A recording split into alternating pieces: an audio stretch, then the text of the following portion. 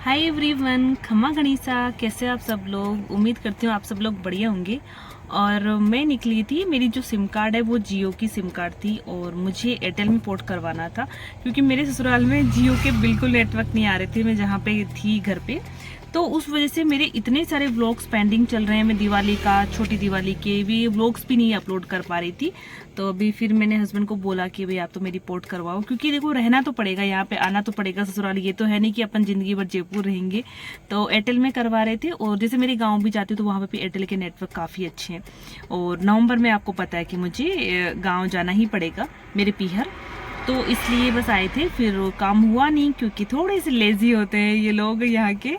तो दुकान वाले बोले कि भैया सुबह आ जाना, सुबह करवा देंगे, भविष्य को आने की जरूरत नहीं है। अब यार देखो, होती तो है, पोर्ट करवाते हो अब जिसके नाम सिम कार्ड होती है तो उसकी फ़ोटो भी क्लिक होती है, फिंगर भी, वो थंब भी लगता है। बट ठीक है, कोई बात नहीं, थोड़े जुगाड़ू टाइप के होंगे लोग जो भी है। तो अब यहाँ से हस्बैंड करा रहे ऑमलेट पैक।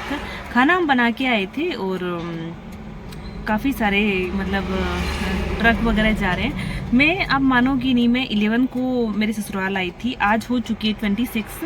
तो अब आप देख लें कि 15-16 डेज हो चुके हैं मुझे। और मैंने जो बाहर की जो देखी ना, मतलब बाहर जो निकली हूँ मैं, इतने दिनों बाद निकली हूँ, तो ना मुझे ऐसा लग रहा है कि दम घुट चुका था मेरा। तो मैं सोच रही थी कि यार की जो लड़कियां जो ससुराल रहती है, जैसे स्पेशली हमारे राजपूत समाज की बात करती हूँ तो राजपूत समाज में मोस्टली जैसे जो बीरनियाँ होती है वो गांव में रहते हैं, तो नहीं बाहर निकलते मार्केट वगैरह में। तो कितना घुटन होती होगी उनको, तो मैं एकदम से ना रिलेट कर सकती हूँ, मुझे बड़ा दुख होता है। लेकिन सो सॉरी बिननियों, मैं आप लोगों के लिए कुछ कर नहीं पाऊंगी क्योंकि समाज को मैं चेंज नहीं कर सकती। तो ये मुझे बहुत बुरी लगती है कि आप जब इवन जो मेरा ससुराल है ना, सच बता रही हूँ, मम्मी मेरे जो मदर इन लॉ है इतने मतलब अच्छी सोच के हैं, मैं आपको क्या बताऊँ, इतना प्यार करते हैं। और बस थोड़े मेरे जो फादर इन लॉ है वो थोड़े संकीर्ण विचारधारा के हैं। बाकी मम्मी काफ़ी अच्छे हैं, हस्बैंड अच्छे हैं, और देखो इन्हीं के साथ में आप अपनी लाइफ जीते हो। तो चलो मेरा तो कोई दिक्कत नहीं है, इन फ्यूचर भी इतनी घुटन नहीं होगी, कोई बात नहीं। 15 डेज है, थोड़े टाइम बाद में जयपुर भी चले जाएंगे, भगवान करे पापा जल्दी सही हो जाए, मम्मी भी सही हो जाएंगे। लेकिन मैं उन लोगों के लिए इतनी दुखी होती हूँ जो बिननियाँ बिल्कुल भी नहीं निकल पाती है।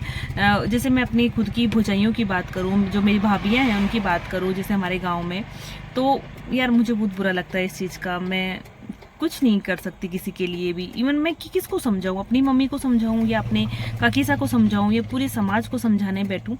बट यार देखो, मेरे व्लॉग्स नहीं चलते, बट मैं चाहती हूँ कि थोड़ी सी ना यार फ्री छोड़ो अपनी बहुओं को यार। तो क्योंकि वो तुम्हारे साथ में रहने वाली है, लाइफ टाइम तुम्हारे साथ रहेगी।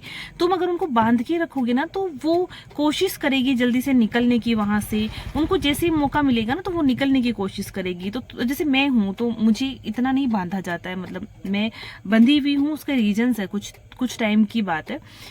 पापा है तो पापा की सोच थोड़ी खराब है हमारे। बाकी मम्मी अच्छे हैं, तो मुझे पता है कि मेरे जो मदर इन लॉ है वो मुझे बहुत सपोर्ट करते हैं, तो मुझे घुटन नहीं होती इतनी ज़्यादा। देखो 15 दिनों में मेरी ये हालत होगी। मैं उन लोगों के लिए सोचती हूँ कि यार उन बिरनियों की क्या हालत होती होगी। तो यार अगर कोई सासू मेरा वीडियो देख रही है तो प्लीज़ यार थोड़ा तो सोचो यार। अब वो टाइम नहीं रहा, पुराना जमाना चला गया, थोड़ा अपनी सोच बदलो, थोड़ा सा अपनी बहुओं को फ्रीडम दो। मैं बाकी समाज की बात नहीं कर रही, मैं स्पेशली हमारे राजपूत समाज की बात कर रही हूँ। राजपूत समाज बहुत अच्छा है, बहुत अच्छा है, काफ़ी चीज़ों में अच्छा है, लेकिन कुछ चीज़ें खराब है तो वो है। देखो अब आप उसके लिए, मैं उस पर पर्दा नहीं कर सकती। तो वही है कि यार मैं सोचती हूँ कि मेरे पीहर में, जैसे मेरे अभी एक भाभी है, तो मतलब मेरे से छोटे हैं तो मैं चलो भाभी संबोधित करती हूँ उनको। मेरे भाई की जो बहू है, 5 साल से ज़्यादा उनकी शादी को हो गया, मेरी शादी के बाद में उनकी शादी थी 2 महीने बाद में। तो मैं ये सोचती हूँ वो वहाँ रहते हैं गाँव में, जबकि हमारा जो गाँव है, मेरा जो पीहर है, तो उसमें ना इतना स्पेसियस हमारे घर बने हुए हैं। इवन ये मान लो आप काफ़ी स्पेस है, तो इतना घुटन तो नहीं होती होगी। बट देखो वो उनको पता है, उनके दिल की बात उनको पता है। और जैसे मेरे ससुराल में हमारे इतना स्पेस नहीं है बाहर, घर के बाहर, और मैं इतना नहीं निकल पाती, तो मुझे ज़्यादा घुटन हो रही है। हो सकता है उनको कम होती होगी, या हो सकता है उनको बहुत ज़्यादा होती होगी, मुझे नहीं पता यार। लेकिन मैंने अपने दिल की बात बोली कि यार ये चीज़ें नहीं होनी चाहिए यार। वो भी एक इंसान है, लड़की है, अपने घर में इतनी फ्री से रह के आती है, और फिर यहाँ आके तुम उसको बांध दोगे ना, तो वो फिर कोशिश करती है कि मैं इस जंजाल से कब निकलूँ। तो यार ऐसा नहीं होना चाहिए। मैं यार बहुत ज़्यादा बोल रही हूँ ना, ये चीज़ गलत है। सो सॉरी, अब नहीं बोलूँगी क्योंकि नहीं अच्छा लगता।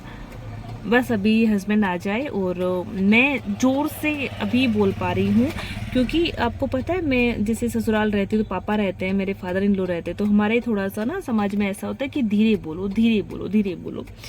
तो मैं धीरे ही बोलती हूँ, इतना धीरे बोलती हूँ कि मेरे पतिदेव को और मेरे सासू जी को सुनता ही नहीं है, क्योंकि एक तो मम्मी को थोड़ा ऊंचा सुनाई देता है। तो मैं बोलती हूँ यार फिक्स कर लो कि जोर से बोलना है या धीरे बोलना है, क्योंकि पापा को इतना सुनाई देता है कि मैं ऐसे फुसफुसाऊंगी ना, वो भी उनको सुनाई देगा, और मम्मी को सुनाई नहीं देता है। तो अब करे तो करे क्या इंसान। और हमारे फादर इन लॉ से बात करना अलाउड नहीं होता। तो बहुत सारी चीज़ें, लॉट ऑफ थिंग्स लाइफ में, इतनी चीज़ें हैं ना कि यार इतना ध्यान रखना पड़ता है, कदम कदम पे आप ध्यान रखो।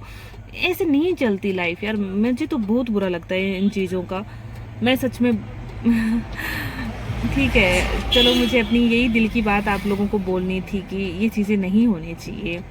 लड़कियां सच में बहुत दुखी हो जाती हैं इन चीज़ों से। और मैंने देखा बाकी जो सोसाइटी, मतलब जो समाज है, बाकी जो कास्ट है, जैसे ब्राह्मण हो गए, बनिए हो गए, अदर जो कास्ट है, उनमें जैसे मैंने देखा इतनी बंदिशें नहीं है, इतनी बेड़ियां नहीं है। बट हमारे समाज में है। कुछ चीज़ों के पीछे लॉजिक जो है वो अच्छे हैं, ऐसा नहीं बोल रही कि मैं सारी चीज़ें हमारी ख़राब है, कुछ चीज़ें अच्छी भी है, लेकिन कुछ चीज़ें मुझे रूढ़िवादी भी लगती है। तो गाइस अभी इस वीडियो को यही एंड करती हूँ। मुझे नहीं पता कितना मैं मतलब ढंग से बोल पाई हूँ मैं अपनी। आई होप आप लोग मेरी, उम्मीद करती हूँ कि आप लोग मेरी फीलिंग्स समझ गए होंगे। और मेरे साथ में ये चीज़ें ज़्यादा भी होती है। उसका रीज़न है कि मेरे जो मम्मी पापा है ना, मेरे जो खुद के मम्मी पापा हैं, आप ट्रस्ट नहीं करेंगे, कभी लाइफ में उन्होंने मेरे पे ना रेस्ट्रिक्शन नहीं लगाए। तो मुझे उन चीज़ों की आदत नहीं है। मैं हमेशा से जितना एक लड़की को बोलना चाहिए, अपनी आवाज़ उठानी चाहिए, उतना मैं बोलती आई हूँ। मुझे पता है कहाँ मुझे चुप रहना है, कहाँ मुझे बोलना है। मैं कभी अपने बड़ों का अनादर नहीं करती हूँ, मैं उनका बहुत सम्मान करती हूँ, सम्मानपूर्वक। कई जगह चुप भी रहती हूँ, लेकिन जहाँ बोलना होता है मैं वहाँ बोलती भी हूँ। तो ये चीज़ें हैं, तो मुझे पता है अपनी लिमिटेशन, हर चीज़ें पता है। लेकिन एक एज एक लड़की होने की वजह से आपको आफ्टर मैरिज कितनी चीज़ें, एक तो देखो आपको, आप कपड़ों में कॉम्प्रोमाइज़ करते हो, आप बोलने में कॉम्प्रोमाइज़ करते हो, आप धीरे धीरे चलते हो, जबकि आप पहले भागते रहते थे अपनी लाइफ में। क्योंकि आप बताओ कि कोई भी इंसान है बसों में ट्रेवल करता रहता है, ट्रेन में ट्रेवल करता है, ट्रेन यार अगर आप तेज नहीं चलोगे तो तुम्हारी ट्रेन निकल जाएगी। तो फिर वही आफ्टर मैरिज आ गए मेरे हस्बैंड, तो मेरी जो बात है वो अधूरी रह चुकी है। तो मैं उम्मीद करती हूँ आप लोग मेरी फीलिंग्स समझ गए होंगे।